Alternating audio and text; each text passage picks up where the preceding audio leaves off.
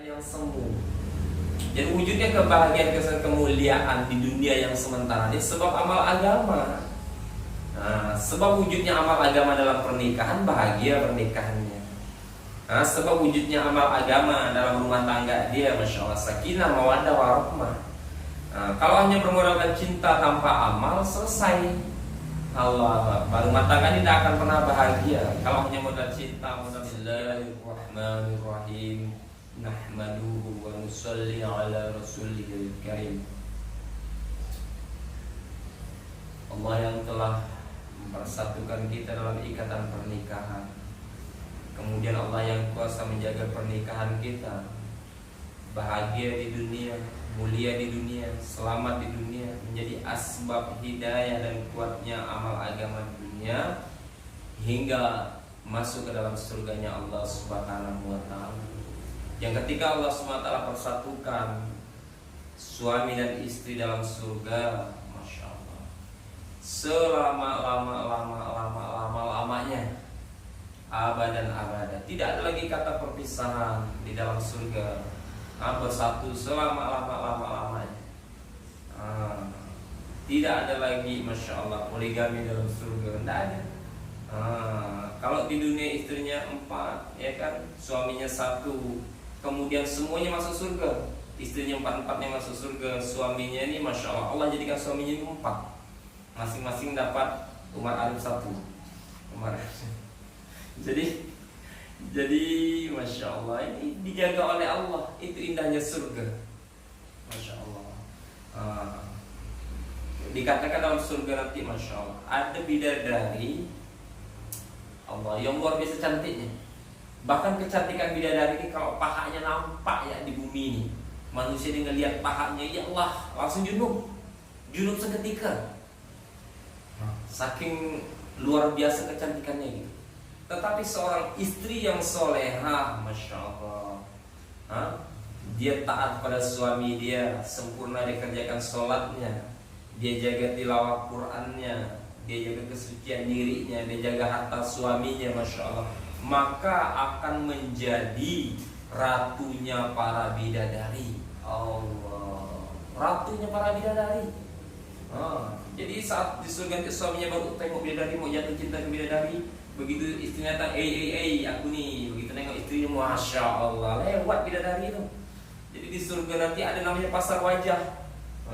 Jadi yang hidungnya pesek, ya kan, beli di pasar wajah, minta hidung yang mancung, jadi mancung. Yang ceper, yang tingginya semeter kotor, minta tinggikan dengan Allah, biar sama Allah.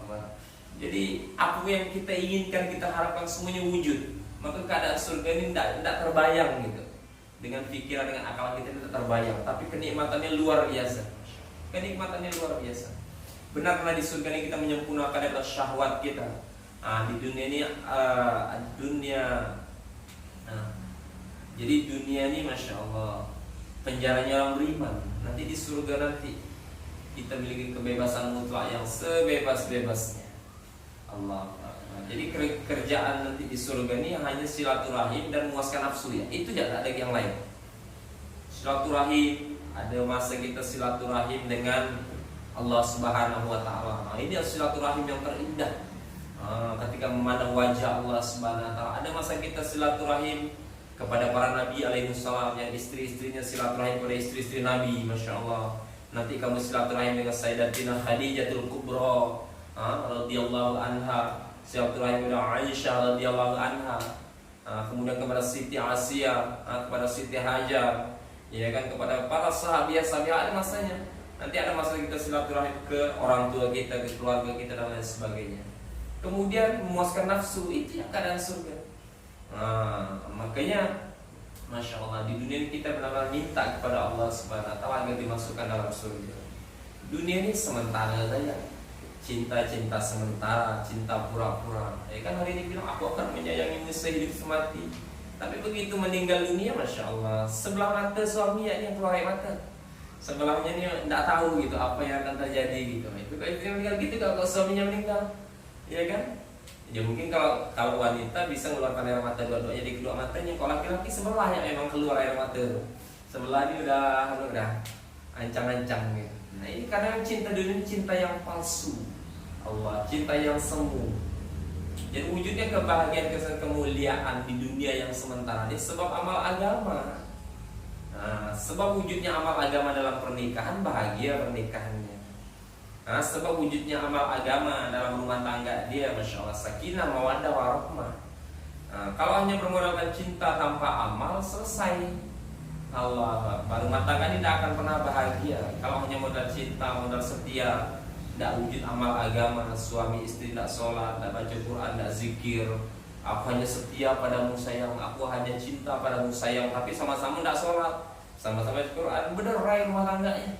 Allah, karena hanya dengan mengamalkan perintah Allah secara sempurna, dengan cara Nabi SAW, maka pernikahan ini akan Allah sakinahkan, mawaddah, warahmah. Di dunia dia bahagia, di dunia cerita pernikahan yang mulia, menjadi asbab wujudnya, lahirnya anak yang soleh soleha, dan kelak di surga dipersatukan dalam surga, sukses dalam surga selama-lamanya. Ini kunci pernikahan yang sakinah, mawaddah, warahmah. Maka daripada itu kita usaha bagaimana wujud amal agama dalam pernikahan, bagaimana wujud amal agama dalam rumah tangga, bagaimana menjadi seorang suami yang soleh, menjadi istri yang solehah. Ya kan, saling mengingatkan, wa ta'awanu 'alal birri wat taqwa, saling membantu dalam kebaikan dan takwa. Suami juga mengingatkan istrinya bagaimana bisa menjadi istri yang takwa. Istri juga mengingatkan suaminya, membantu suami bagaimana bisa menjadi suami yang takwa.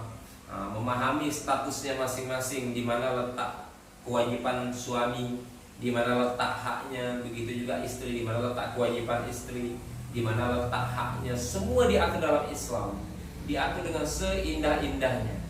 Nah, kenapa masya Allah ketika suami berhajat, misalnya aku pengen nih, aku lagi berhajat nih, meminta satu ronde nih, gitu kan, maka saat baca Quran, saat lagi puasa sunnah, saat apa yang ngerjakan dapur, disuruh melompat istri itu langsung cepat ngagak suaminya.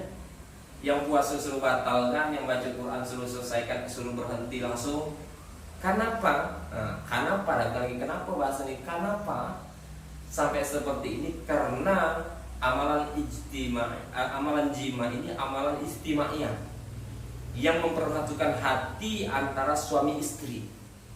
Nah, satu hati ini kunci. Bagaimana akan wujud amal agama saling mendoakan ketika istri dengan suaminya beda hati? Beda prinsip kata orang. Maka menyatukan hati suami istri dalam pernikahan salah satunya dengan berhubungan badan, dengan jima ini. Nah, makanya ini sebagai salah satu amalan istimaiyah. Nampaknya sepele, masya Allah. Makanya dalam setiap perintah Allah ada hikmah yang kita tidak tahu gitu. Terkadang yang protes, kenapa sih harus ada seperti ini? Kenapa hanya gara-gara jima baca Quran boleh ditutup Qurannya, kemudian yang puasa sunnah boleh dibatalkan puasanya, ya kan? Yang lagi apa semua boleh demi untuk melayani suami dia. Allah. Karena apa? Karena ini amalan istimaiyah, amalan kebersamaan, Maka membiasakan diri, membangun diri dalam kebersamaan ini penting dalam rumah tangga. Bagaimana merasa saya ini suami bagian dari istri, istri merasa saya ini istri bagian daripada suami. Saling menutupi kekurangan, ya kan? Satu sama lain, masya Allah. Ini kita sama-sama belajar seperti ini. Karena nanti, masya Allah, di akhirat nanti ada pengadilan, tuntut menuntut. Mulai dari anak. Ketika anak na'udzubillah sama masuk neraka, siapa yang dituntut pertama kali? Maka dia akan menuntut ibunya. Aku berderai seperti ini, hancur lebur, tidak pernah sholat, tidak tahu Quran, berzina, dan lain semua dosa aku kerjakan karena ibu aku tidak pernah didik aku, tidak pernah mengingatkan aku untuk sholat, tidak pernah melarang aku untuk berbuat dosa-dosa besar dan lain sebagainya. Maka ibunya pun tertarik. 10 kali dia dah haji ibunya tadi, Allah Akbar, sholat tahajud tak pernah lepas, bacaan Quran 1 hari hatam, ya kan? Tapi anaknya dibiarkan bermaksiat, tetap 1 langkah dia masuk surga akan terseret dalam nerakanya Allah. Allah Akbar. Karena anak bisa menyeret orang tua, menuntut orang tua tidak bisa menuntut anak. Jadi sebab itu kemudian ketika istrinya terseret, istrinya akan Ke Allah juga ngadu, aku seperti ini Allah karena suami aku tidak pernah mengingatkan aku, tidak pernah nyuruh aku untuk mendidik anak sholat, mendidik anak baca Quran, tidak pernah nyuruh aku untuk mengingatkan anak jangan sampai berzina, berbuat maksiat dan lain sebagainya. Maka sang suami tadi yang masuk surga pun terseret juga dalam neraka. Na'udzubillah, satu keluarga malah masuk dalam neraka. Maka ini pentingnya fikir istimaiyah. Maka Islam ini mengajarkan kita fikir ini bukan fikir pribadi, bukan fikir infirodi, bukan mikirkan bagaimana saya selamat. Tidak akan bisa, belum lagi kita dituntut tetangga, na'udzubillah. Ada yang tetangga tidak sholat, karena hak tetangga itu 40 kanan, 40 kiri, depan belakang. Ini na'udzubillah, pernah tidak kita dakwah ke tetangga, ada yang buka aurat, ada yang tidak sholat tetangga kita, masih kita biarkan, ya kan? Bahkan ketika Allah menimpakan satu bala dalam satu kampung nih, misalnya pada kalian yang Allah timpakan banjir, Allah timpakan gempa bumi, Allah tidak pandang mana orang takwa mana tidak. Dihantam habis, walaupun ada orang soleh di situ. Tapi karena tidak pernah mengingatkan karena sebab maksiat wujud di kampung itu, maka semuanya Allah hantam habis. Maka insya Allah kita ini niat bagaimana kita belajar ilmu, kita amalkan ilmu yang kita punya, dan seberapa pun yang kita punya, yang kita tahu dakwahkan. Dakwah ini artinya mengajak orang. Ada ketemu di sayur, Masya Allah, ada yang tak pakai jilbab datang, assalamualaikum ukhti, assalamualaikum cewek, ya kan? Aduh kakak ini cantiknya kalau pakai jilbab. Kamu harus berani ngomong, ya kan? Ngomong maksiat aja kita berani, ngapa ngomong untuk dakwah kita tak berani? Cuman terkadang iblis nakut-nakutin, udahlah dosa dakwah, kok dosa dakwah. Dakwah jadi nanti tukang sayurnya ingatkan bagaimana ini pentingnya kita menjaga dakwah, insya Allah ya, yang menandakan kepada Allah yang saling berkualifikasi tadi. Itu 10 majelis kita. Subhanallah bihamdihi, subhanallah bihamdika, syukur.